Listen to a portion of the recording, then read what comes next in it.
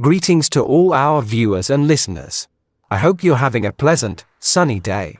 And if not, defenders, close your ears or go to the theater, because here with the attackers, we're going to discuss some secret strategies against you.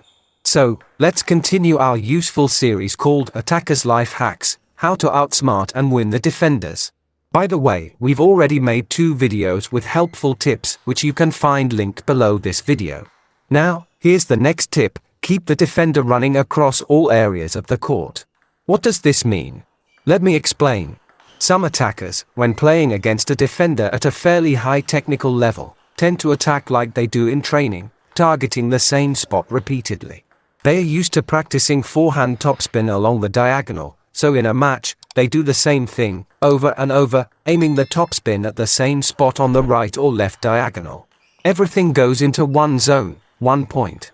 The defender finds it convenient and doesn't have to move, just returns the ball from one position while having time for a snack or reading a book while the attacker keeps swinging, trying to break through the defense. This is easy for the defender because the balls keep coming to the racket themselves. There's no time pressure, and the defender can comfortably handle these shots, even throwing in some complex returns. The attacker, meanwhile, often makes mistakes on these challenging returns. The defender is content, while the attacker is struggling, especially if the defender doesn't just return to one spot but targets different zones. By the way, while we're making these interesting and useful videos for you, make sure to visit our TT Maximum store more often for shopping. It's the best way to show appreciation for our videos. This was a picture of a wrong playing strategy from the attacker's perspective. This is an ineffective tactic for an attacker going up against a defender. If you keep hammering one area, this approach only works if the attacker's skill level is much higher than the defender's. Then, purely on a technical level, the attacker could handle the defender's chops, while the defender would struggle with the attacker's powerful topspins. But we're not talking about those cases here. We're discussing situations where both players are evenly matched. In this case, to put pressure on the defender and keep them uncomfortable, the attacker needs to move him in all game areas. Right, left, sharply diagonally to the right, then sharply to the left. Not only to the sides but also forward and back. Push him away from the table, then invite him forward. Wind up for a strong shot, making him scramble to the far zone, and so on. A smart tactic would be to make the defender cover the maximum range of movement. This way, it'll be more fun for you, and the defender won't get too cold. Why is this necessary? Primarily to keep the defender constantly short on time to process the ball.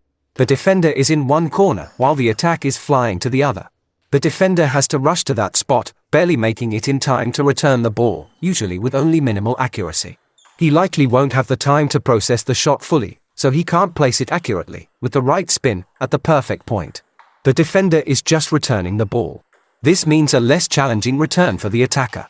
If the defender is constantly short on time, he has fewer chances to send complex balls back to the attacker. Then it's easier for the attacker to set up effective attacks. This way, the attacker feels good, while the defender is running around like a hamster on a wheel, trying to keep up with the ball.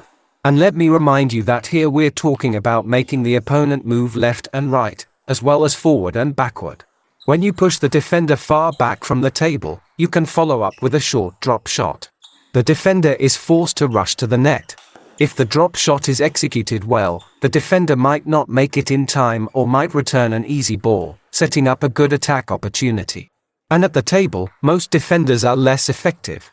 So if he is close to the table and you make a powerful shot, he will attempt to retreat, but the powerful shot often comes too fast for him to handle it effectively.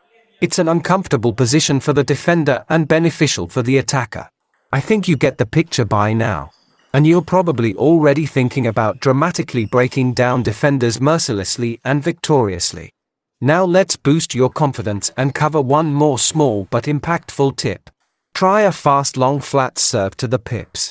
I can already anticipate the comments saying, Ma Long would powerfully attack this serve immediately. But we're not making videos for top 30 world players, who could indeed handle this serve effortlessly. We're making videos for amateur players.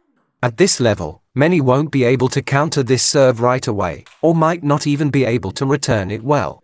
The thing is, many amateur-level defenders handle spin well but struggle against a fast, flat ball coming on their long pips.